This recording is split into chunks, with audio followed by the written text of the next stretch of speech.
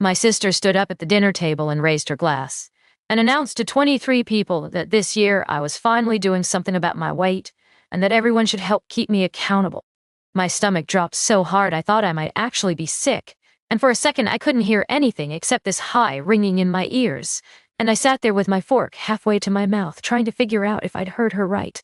The table erupted into claps and laughter like she'd just made the sweetest toast in the world. I'd told her 3 weeks earlier, quietly, on her couch after she'd asked why I seemed tired. I didn't call it a diet or a resolution or anything formal, and I just said I'd been trying to feel better in my body and that I needed it to stay private. The second anyone in our family started tracking me or teasing me or offering advice, I'd stop.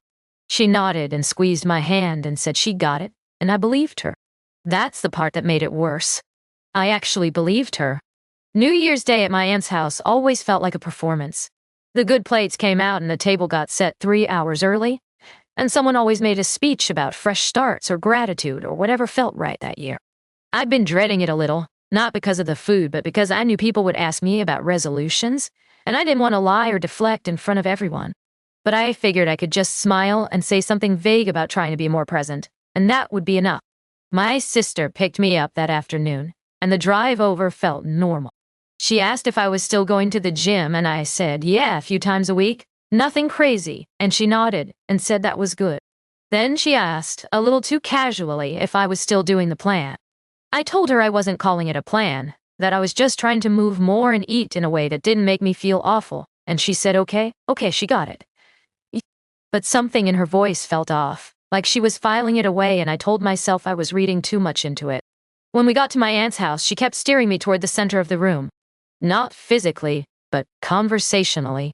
She'd say things like, oh, you should stand over here so you can see everyone, or wait, let me introduce you to my coworker's husband. He's super into fitness. I felt this low hum of dread starting in my stomach, but I pushed it down and told myself I was being paranoid. She wasn't going to say anything. She'd promised. Dinner started fine. We sat down and my aunt brought out the glazed ham and the roasted vegetables and the rolls that no one ever skips, and everyone started passing plates and pouring wine. My sister was across from me smiling and chatting with our cousin about something work-related. And I started to relax. Maybe I'd misread her. Maybe I'd been too sensitive earlier. And then she stood up. She tapped her glass with her fork, not hard but just enough to get people's attention, and the table went quiet. She smiled at me first. This big, warm smile that looked so genuine, I almost smiled back, and then she turned to everyone else. She said she just wanted to take a second to celebrate me because this year I was finally taking my health seriously and doing something about my weight, and she thought everyone should support me and help keep me accountable. The clapping started immediately, and I sat there frozen trying to process what had just happened. People raised their glasses and said things like, good for you, and we're so proud of you, and my face went hot, and my hands started shaking under the table, and I couldn't look at anyone. I kept thinking maybe I'd misunderstood, and maybe she didn't mean it the way it sounded, and maybe this was somehow okay, and I was just being overly sensitive like I always was. But then people started talking at me. My uncle leaned over and started going on about how he lost weight last year, and cutting out bread was the trick. My cousin's wife said she had a great trainer if I wanted his number, and someone else made a joke about skipping dessert tonight, and everyone laughed. I just sat there nodding and trying to smile and feeling like I was underwater. I picked up my fork and moved some food around my plate because I didn't know what else to do, and my hands were still shaking. People kept talking, and my mom said something about portion control, and my cousin asked if I was doing keto or intermittent fasting or what. My sister kept jumping in to clarify or add details like she was my spokesperson. I took a bite of ham even though I wasn't hungry anymore, and I chewed it slowly, and it tasted like nothing. I realized I was trapped there, that I couldn't correct her without making a scene, and maybe that's what she'd counted on. My aunt was watching me from the head of the table. The conversation moved on, but people kept circling back. Every few minutes someone would make another comment or another joke or another piece of advice I didn't ask for. I sat there trying to figure out if I had the right to be upset or if I was just being dramatic. Maybe she really did think she was helping. Maybe I was overreacting. Maybe this was what family support looked like and I was too defensive to accept it. I kept eating slowly and nodding at people and trying to look normal, but nothing felt normal. I kept replaying the moment in my head, the way she'd smiled at me first, and the way she'd said it so confidently, like she had permission. The way the whole table had responded like this was a gift she was giving me. And I tried to make it make sense. Maybe she thought I'd want the support. Maybe she thought making it public would help me stay motivated. Maybe she genuinely believed this was a kind thing to do, and I was the problem for not seeing it that way. But then I thought about the drive over and the way she'd asked about the plan, and the way she'd positioned me in the center of the room. Something about the timing of it all, right after the first round of drinks when everyone was loose and receptive. I couldn't shake the feeling that she'd planned this. But I didn't know why. What would she get out of it? Attention, maybe? The feeling of being the supportive sister? Or maybe I was being paranoid and reading into things that weren't there, and making this worse than it needed to be. I looked at her across the table, and she caught my eye and smiled, and reached across to squeeze my hand and whispered something about being proud of me. I pulled my hand back without thinking. My breathing steadied and my hands stopped shaking, and I thought very clearly, I'm not doing this. I waited until there was a small break in the conversation, just a natural pause where people were chewing or reaching for more food. I said calmly and clearly that I didn't give anyone permission to announce my private health stuff at dinner, and I wasn't looking for public accountability from anyone. The room went so quiet I could hear someone's fork scrape against their plate. My sister laughed, this light dismissive laugh, and said I was just trying to help and I was being so sensitive right now. A few people nodded like that made sense, and my mom looked uncomfortable and my uncle looked confused. My aunt, who'd been silent this whole time, set her wine glass down hard enough that it made a small clink against the table and said, "Helping doesn't require a microphone." The silence that followed was different. Heavier. Dodgier. My sister went still and my aunt just looked at her, steady and unbothered. My sister closed her mouth. No one knew where to look, and I could feel people trying to figure out what to do with their faces. I stood up and smoothed my napkin onto the table and said I was going to head out early. My aunt nodded at me just once, and I grabbed my coat from the hallway and left before anyone could follow me outside to explain or apologize or tell me I was overreacting. I sat in my car for a few minutes before I started driving. My hands were still shaking, but I didn't feel upset exactly. I felt clear, like something had snapped into place. I'd spend the whole dinner trying to decide whether I had the right to be angry or whether I should just let it go, because she meant well. My aunt's comment had cut through all of that, but I still wasn't sure what my sister had actually meant by it. Was she trying to help me? Was she showing off? Was she really that oblivious? I didn't know, and that bothered me more than anything. I drove home and didn't text anyone. I figured my sister would reach out with some kind of half apology or deflection, but I wasn't expecting it to happen that same night. Around 10 o'clock, my phone buzzed with a message from her. She said she hoped I was okay, and she really didn't mean to upset me, and she just thought it would be nice to celebrate me publicly because she was proud of me. I read it twice. She'd written it like nothing had happened, like I'd just gotten my feelings hurt over a compliment, and now we were moving on. No acknowledgement that she'd broken my trust, and no recognition that she'd turned something private into a spectacle. Just this fake sweet tone that made it seem like I was the one being difficult. I typed back, "You didn't motivate me, you humiliated me." Then I put my phone on silent and went to bed. She didn't respond that night. The next morning I had 3 missed calls from my mom and a text from my cousin asking if I was okay. I didn't answer either of them. I needed space to figure out what I wanted to say and how much I wanted to explain, and I wasn't ready to do it yet. My sister texted again 2 days later with a longer message.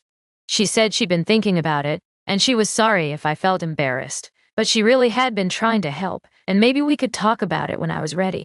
I stared at that message for a long time, trying to figure out if she actually believed that, or if she was just saying what she thought would smooth things over. The apology felt wrong somehow, but I couldn't tell if she understood that, or if she genuinely thought she'd done nothing wrong, and that made me feel crazy. Over the next couple of weeks, I started hearing from other relatives. My mom called to say my sister was upset and felt like I was icing her out. My cousin mentioned casually that she'd been asking if I was still mad. My uncle's wife texted to say she hoped I wasn't letting New Year's drama ruin the family vibe. Every message felt like a test, like they were trying to figure out whose side to be on, and I kept my responses short and vague. "I'm fine. Just busy. We'll talk when we talk." I didn't defend myself and I didn't explain. I just stopped giving her access. And here's the thing nobody tells you about pulling back. It feels powerful at first. Not in a good way exactly, but in a way that makes you feel less helpless and more in control. I'd be lying if I said that didn't feel good for a minute. Like I had something she wanted and I got to decide whether she could have it. After sitting at that table feeling exposed and trapped, having that control back felt like oxygen. My chest loosened and I could breathe again, and for the first time in weeks, I didn't feel like I was constantly bracing for impact. The first real test came 3 weeks later at a smaller family get-together. Just my parents and my sister and my aunt and a couple of cousins. My sister showed up acting normal like nothing had happened, and I matched her energy. I was polite, and I made small talk, and I didn't avoid her. But when she tried to steer the conversation toward health or fitness or how I was doing with my goals, I redirected every time. Just busy with work. Just trying to stay sane. Nothing specific. At one point, she made a joke about how we should all go on a group hike to keep each other accountable, and she looked at me when she said it, smiling like it was harmless. For a second, I felt that same stomach drop from the dinner table. Like maybe I'd overreacted and she really was just trying to be supportive, and I was making everything harder than it needed to be. But then my aunt cut in before I could respond and said, "I think we're all accountable to ourselves, actually," and the room shifted. People laughed, but it was the kind of laugh that signals someone just got checked. My sister went quiet after that, and I sat there watching her try to recover from it, and I realized something. She knew what she'd done. Maybe not fully, and maybe not consciously, but she knew. And I still couldn't tell if that made it worse or better, but watching her scramble to reposition herself made me feel something I wasn't expecting. Not satisfaction exactly. More like confirmation that I hadn't imagined it. The next few weeks felt like a slow recalibration, and I didn't announce that I was pulling back from my sister. I didn't write a long text or have a confrontation or tell other family members what I was doing. I just changed what she could access. When she texted, I responded, but not immediately, and not with details. When she asked how I was, I said fine. When she fished for updates about my routines or my body, or anything that felt adjacent to what she'd exposed, I gave her nothing. She noticed. I could tell because her texts started to feel more pointed. She'd send me articles about fitness or recipes or motivational quotes and then add something like "thought of you" or "let me know if you try this."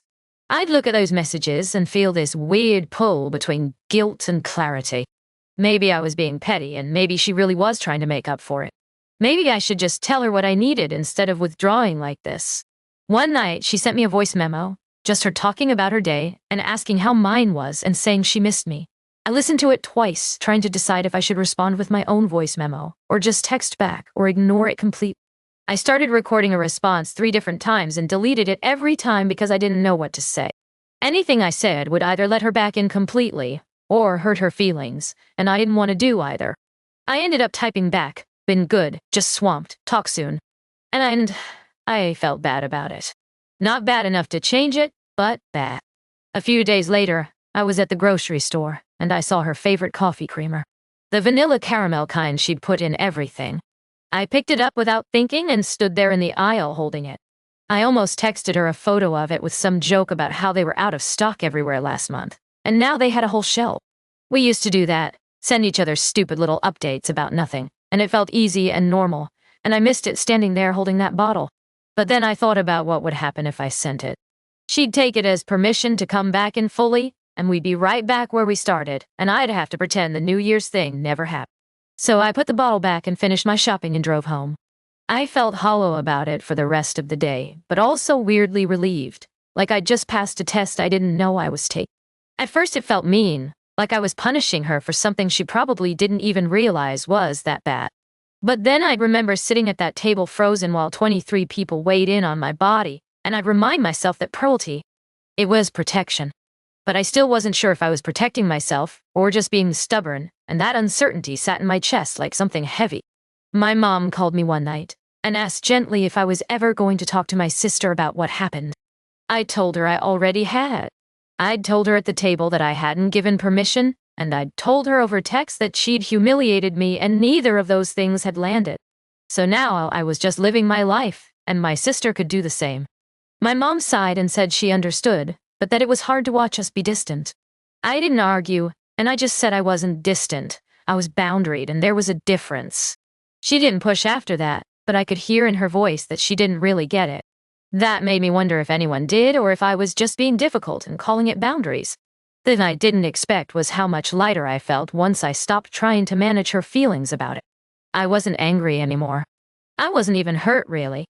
I was just done performing closeness with someone who'd proven she valued something else over trust. I still didn't know exactly what that something else was. Attention, maybe. Or validation. Or the feeling of being the helpful one. But it didn't matter. What mattered was that I'd stopped pretending it didn't bother me. My progress became mine again. I kept moving and kept eating in a way that felt sustainable and kept showing up for myself without announcing it or tracking it publicly or turning it into content for anyone else. Some weeks were better than others, and some weeks I didn't think about it at all, and that felt like the whole point. It wasn't a spectacle. It was just my life. A couple of months after New Year's, my sister invited me to brunch, just the two of us. I almost said no, but I was curious, so I went. She spent the first 20 minutes talking about work and her friends and a trip she was planning, and I let her. Then, right as we were finishing our coffee, she said she'd been thinking a lot about what happened at New Year's. She just wanted me to know she really didn't mean to hurt me. I looked at her and waited.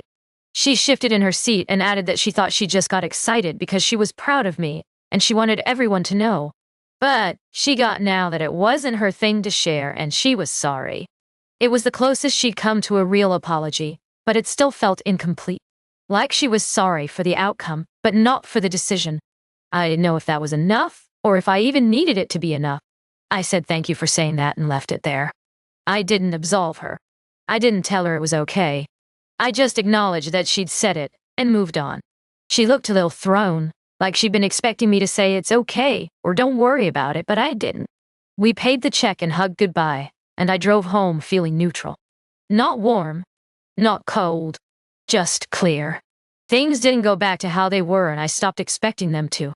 My sister and I still showed up to family events, and we still texted occasionally. And we still acted like sisters in public, but the texture of it was different. She didn't get the inside stuff anymore. She didn't get my doubts, or my struggles, or my private wins. She got the surface, and that was enough. The family noticed, but no one said anything directly. My mom stopped asking when we were going to talk it out. My aunt, who'd been the one to shut my sister down at New Year's, started checking in with me privately every few weeks. Just a quick text to say she hoped I was doing okay. I appreciated that. It felt like quiet validation that I hadn't overreacted, and that what my sister did had actually been worth enforcing a boundary. My sister tried a few more times to get back in. She'd bring up old inside jokes or suggest we do something just the two of us, or send me a long voice memo about something random. She was trying to re-establish the closeness we used to have. I didn't shut her down, but I didn't match her energy either. I responded with a few sentences instead of paragraphs, and I liked her messages instead of engaging, and I let the intimacy stay low without making it a fight. I think she finally got it around month 4. She stopped fishing, and she stopped trying to position herself as my accountability partner, or my cheerleader, or whatever role she'd been trying to play. She just started showing up as my sister. Nothing more, nothing less, and that felt sustainable. At a family barbecue that summer, someone asked me how I'd been, and I said good. Just busy, and my sister was standing right there, and she didn't add anything. She didn't try to fill in the gaps or speak for me or offer context. She just nodded and let me handle it, and I realized that was the shift I'd been waiting for. She wasn't trying to narrate my life anymore. Later that night, after most people had left, my aunt pulled me aside and said she was proud of me for not letting that slide. I didn't know what to say, so I just said thank you, and she squeezed my arm and walked back inside. I stayed outside for a bit, watching the fireflies and listening to people laugh through the screen door. I thought about how much quieter my life had gotten since New Year's.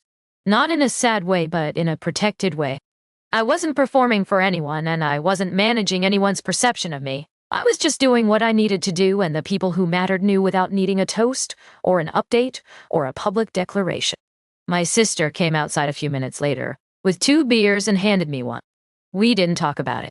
We just stood there sipping our drinks and listening to the crickets, and it felt okay. Not close. Not warm. Just okay. And I realized that was enough. My progress is still mine, and my body is still mine, and the parts of my life I choose to keep private are still private. I don't owe anyone a performance of vulnerability to prove I'm working on myself.